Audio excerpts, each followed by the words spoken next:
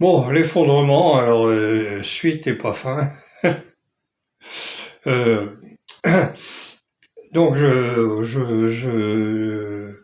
vais vous parler de l'effondrement donc de notre civilisation, la civilisation occidentale qui s'est généralisée sur la planète entière,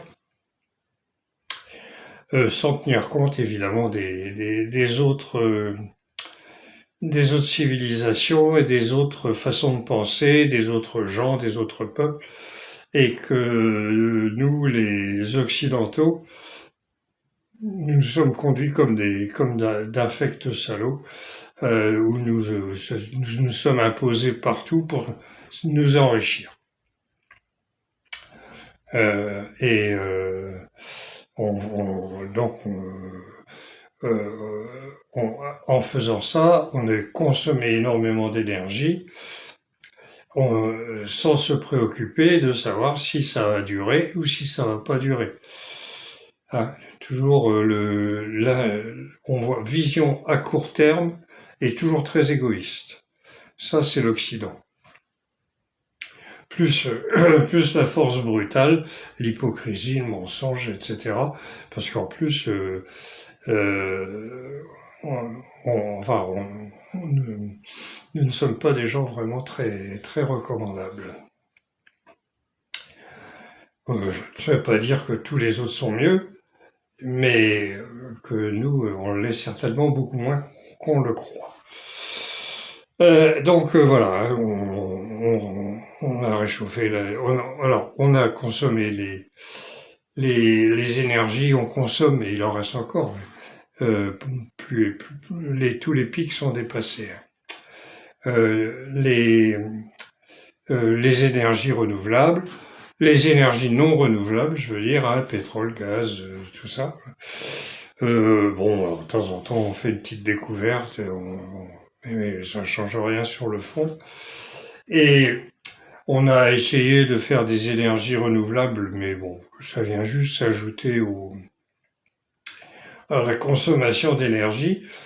Dans le bouquin que je prépare, là, vous trouverez les graphiques qui montrent l'élévation des températures comparée à, à la consommation d'énergie, etc. Et c'est affolant. Et donc, et puis alors, il y en a certains, je sais pas si je les ai déjà mis dedans, mais ça ne saurait tarder, des par type d'énergie, hein, pétrole, charbon, tout, puis et le renouvelable. Mais il vient juste faire un petit trait au-dessus du reste. Ça juste, ça s'additionne, ça remplace rien. Ou, ou tellement peu que de toute façon, c'est cuit. Et puis pour fabriquer ces éoliennes ou ces panneaux solaires, il faut des énergies renouvelables, hein, parce que c'est pas euh, avec bon, bref. Notre type de société, ça va s'arrêter forcément. Bon, en plus, les hommes s'en mêlent, parce qu'au départ, je me disais, c'est quand j'ai commencé à, à, à faire ce bouquin, il n'y avait pas, il y avait pas de guerre. Il y avait une guerre en Ukraine, mais ouais, alors, qui peut se discuter, hein, parce que disons, euh, le respect du droit international, c'est une formule que beaucoup de gens ont à la bouche, mais ils l'appliquent pas chez eux. Le cas de la Bretagne, par exemple. Alors, nous, on est liés théoriquement à la France par un édit que François Ier a signé en 1532. Euh, et Cet édit, en fait, c'est un document synallagmatique, c'est-à-dire qui induit une réciprocité. Hein, c'est pas marqué dedans, hein, c'est un édit, c'est dit, moi, François, roi de France, je décide ceci et cela, et je confirme que le maintien des droits, franchises et privilèges de la province de Bretagne, voilà, et alors le président des États de Bretagne donne son accord, et moi je le donne aussi et je signe François Ier. Donc voilà, c'est un édit, et quand vous discutez avec un historien, ça dépend de quel bord il est, mais en général, si c'est un jacobin, il vous dit, bah non, ça, c'est François Ier qui a décidé, point. Euh, Or, en droit international, ce serait donc une convention de droit public international. Voilà. Avec les mots d'aujourd'hui. Donc, comme à l'époque, évidemment, ces mots-là n'existaient pas ou n'étaient pas utilisés, le terme qui a été utilisé après, c'était un édit synallagmatique, c'est-à-dire qui induit une réciprocité. Vous voyez, quand on parle de respect du droit international, il faut peut-être commencer par déjà le respecter soi-même. Mais bon, ça, c'est les Occidentaux. Euh, ils respectent rien et ils mentent à longueur de temps. Ça passe pas du tout dans les d'autres cultures où le respect de la parole donnée, le respect des engagements et des choses comme ça compte. Hein. Ici, non. Hein. Il y a que les paroles qui comptent. Et la richesse, c'est en avoir toujours plus. Et si t'es pas content, je t'envoie les flics. Hein, ils vont te taper dessus, et puis voilà. Bon, alors, donc la situation, là, ça va bientôt se terminer. Hein, déjà parce que l'énergie ne viendra plus. Euh, les humains se mêlent de la situation en se déclenchant une guerre sous notre crétin de Trump et Netanyahou, criminel de guerre. Euh, Enfin, bon, bref, le massacre ou le génocide, ou appelez ça comme vous voulez, qu'il a fait à Gaza ou ailleurs, hein, et qui veut recommencer parce que lui, il s'en fout. Tout ce qu'il veut, lui, il veut pas aller en prison.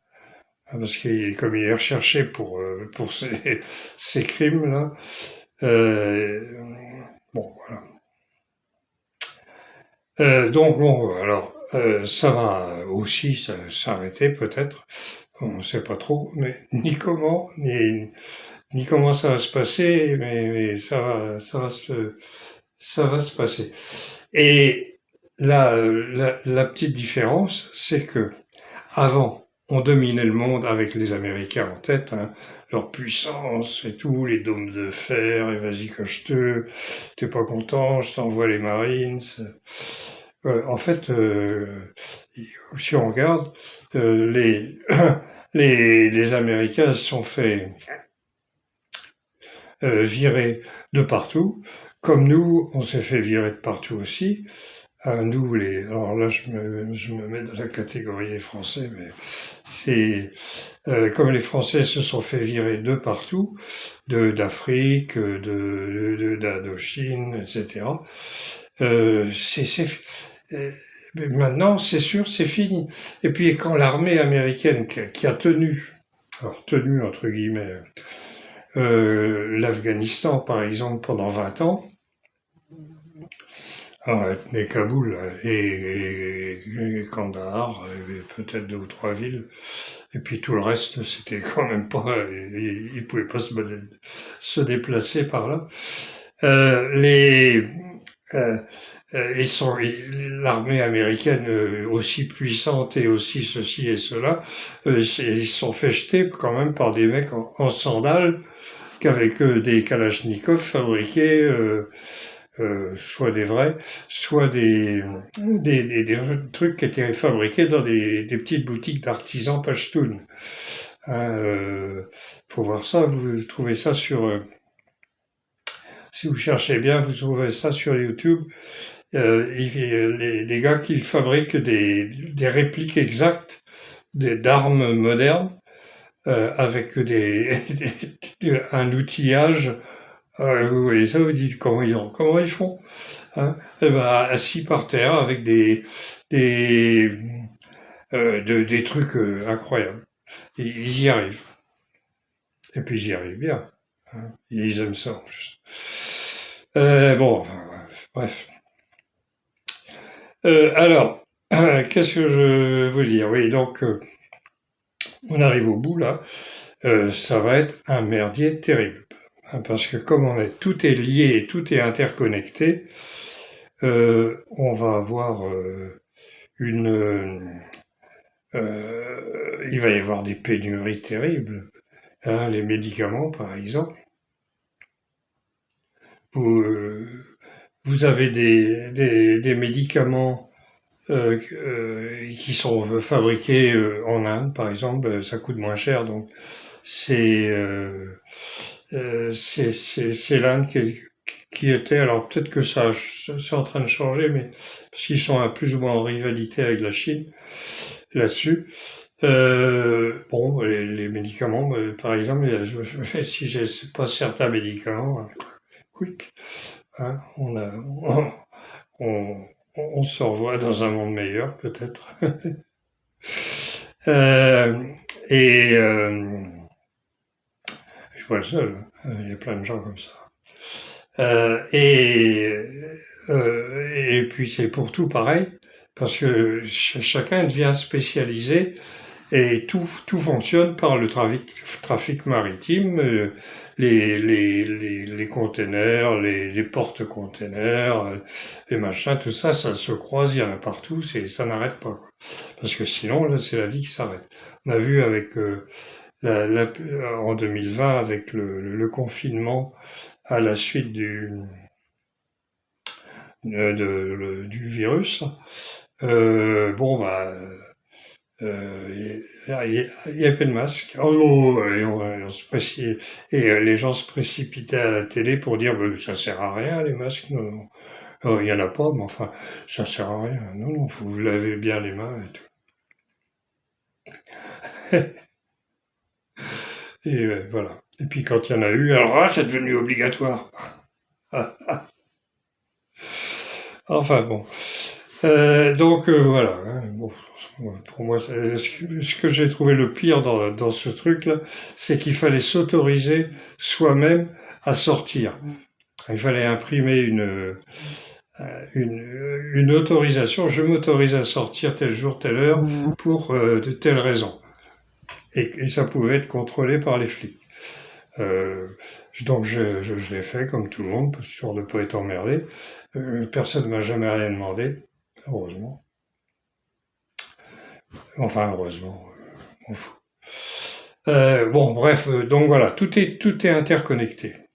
Donc il y a donc le trafic aérien, bien sûr, mais qui tourne au kérosène, et le kérosène arrive par bateau.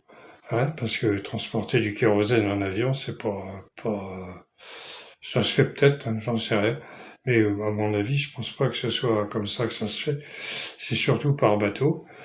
Euh, donc tout tant que ça circule, ça va. Quand on va commencer à manquer de pétrole et de gasoil ou de machin, on va essayer de faire des, des machins des porte-containers en nucléaire, hein, avec comme les sous-marins nucléaires, mais adaptés à des porte-containers. Ouh, déjà, on commence à se dire attention, ça. pas sûr, hein. Et puis le nucléaire, il faut pouvoir aussi, parce qu'il faut quand même de l'uranium. Et bon, bah, l'uranium, il y en a pas partout. Hein, il y en a surtout au Kazakhstan. Il y en a quand même, mais quand tout le monde va en vouloir, ça va poser des problèmes. Autre problème, c'est la montée du niveau de la mer. Parce que le niveau de la mer monte, hein, ça, il n'y a aucun doute. Alors là, les glaciologues ne sont pas d'accord entre eux. Selon les différents experts, on a des projections euh, complètement diverses. Ça va de quelques centimètres dans une dizaine d'années ou à 1 mètre dans 3 siècles, enfin, un peu n'importe quoi. Et par contre, il y a un truc qui est à peu près sûr et sur laquelle ils sont tous d'accord, c'est que si il y a des glaciers qui basculent de l'Antarctique ouest, parce que là, ça menace. Et donc l'Antarctique, c'est grand, très très grand. L'Antarctique est, c'est à peu près stable, parce que en dessous, c'est de la terre, avec des volcans en dessous. Donc tant qu'il y a 4 km d'épaisseur de glace au-dessus, ça va. Le jour où ça va diminuer, attention. Mais on n'en est pas là. Et par contre, à l'ouest, donc l'Antarctique ouest aurait tendance à vouloir glisser dans la mer. Mais il est retenu par je sais même pas comment ça s'appelle, c'est des espèces de contreforts, enfin, qui s'appuient sur la terre et qui empêchent le glacier d'avancer. Mais si ça pète, ou si ça, pour une raison quelconque, ça casse, oui, ou ça fond, à ce moment-là, là, on risque le basculement. Pareil. Parce que donc l'Antarctique Ouest, il repose sur un archipel. C'est à la différence de l'Antarctique Est, qui est lui en général sur un gros morceau de terre. Là, c'est un archipel, donc il y a des îles, et puis entre les îles, il y a de la flotte. Et l'eau, elle est plus chaude que la glace, hein, par définition. Et donc elle le ronge par en dessous. Donc si ces machins-là cassent, il peut, selon la fracturation, hein, comment les choses vont se passer, ça peut monter de 63 centimètres à plus de 3 mètres ou 6 mètres. Si c'est 63 centimètres, si c'est pas brutal, on peut s'adapter, mais quand ça bascule comme ça, en général, ça bascule d'un coup, ou échelonné sur quelques temps, mais pas longtemps, et avec toutes les catastrophes que ça entraîne, parce que là, c'est les tsunamis, c'est tout ça. Et puis, le résultat, c'est que avec 3 mètres ou plus, il n'y a plus un port qui fonctionne sur Terre. Il n'y en a plus. Hein, à moins de s'adapter maintenant et de se dire on se prépare au cas où. Eh ben non. Hein, non, on a autre chose à faire, il faut s'enrichir, il faut aller montrer qu'on est les plus forts, et puis faire une petite guerre de temps en temps, histoire de faire tourner l'industrie d'armement dans lesquelles on place son fric. Bon, voilà. donc ça va arriver et ça va être un merdier terrible parce que les États et tout ça, ça va plus fonctionner. L'argent toute la financiarisation, etc., ça va être une catastrophe épouvantable parce que tout ça, ça va disparaître. Donc, on ne sait plus comment les choses vont se passer, on n'a aucune idée, sauf on est sûr d'une chose quand même, c'est que ça ne se passera pas bien. Voilà. Et si en plus ils se mettent à se balancer des bombes nucléaires sur la tête entre ennemis ou rivaux ou autres, alors là ça va être encore bien pire. Donc il faudra reconstruire une autre civilisation et se reconstruire une autre civilisation, c'est pas toujours simple. C'est pas toujours simple parce que au bout d'un moment, hein, ça va être le bordel, ça c'est sûr, avec des morts et des tas de trucs, mais ce sera une catastrophe. Ce sera une catastrophe. Mais au bout d'un moment, les choses vont se calmer.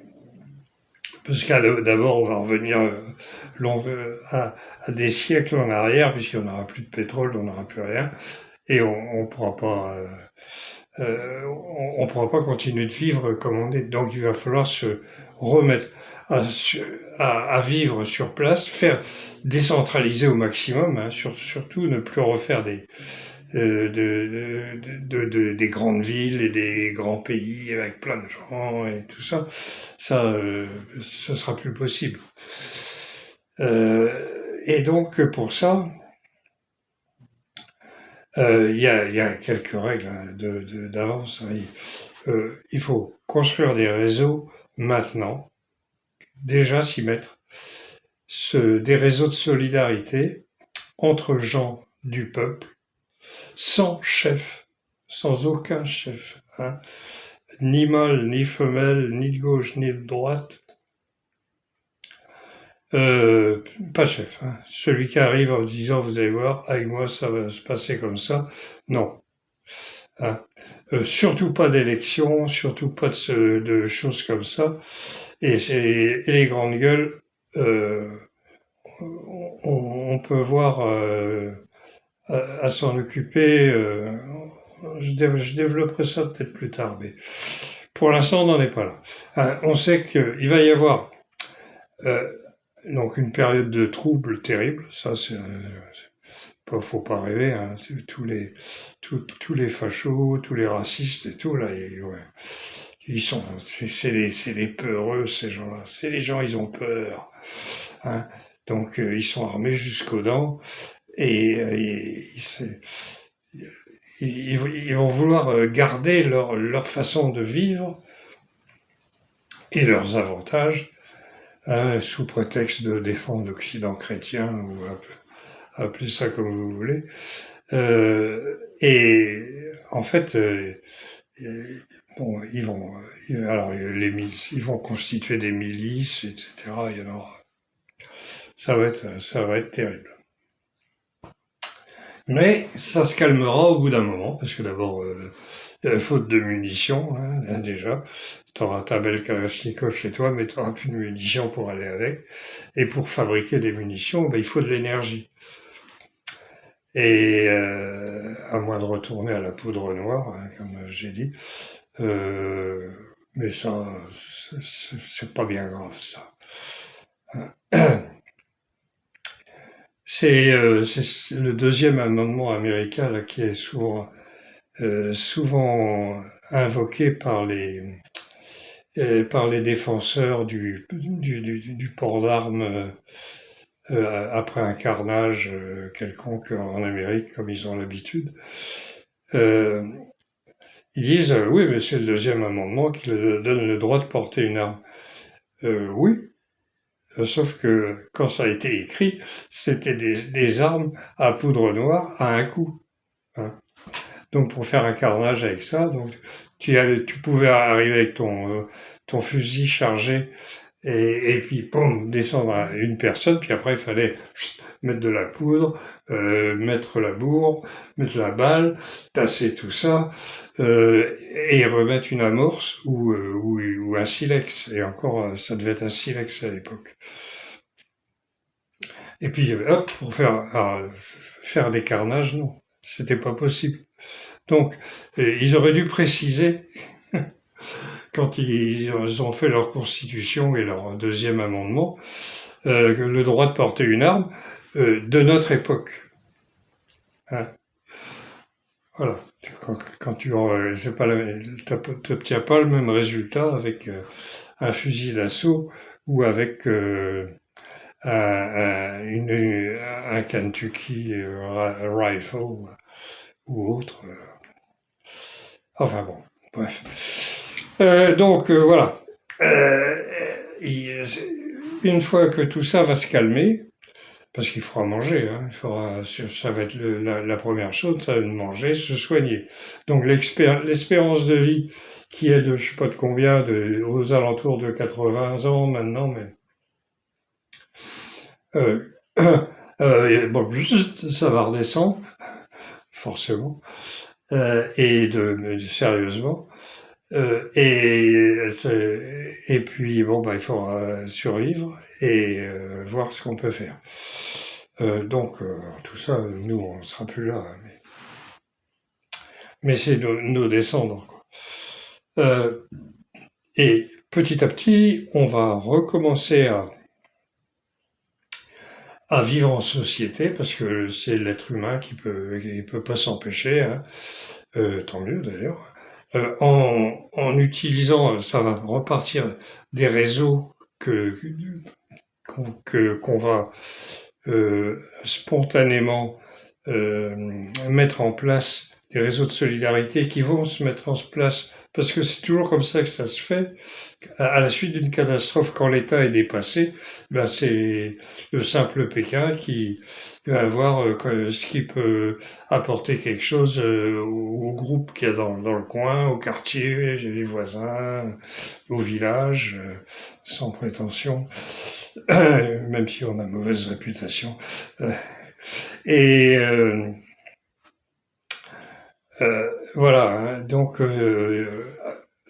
s'entraider et petit à petit,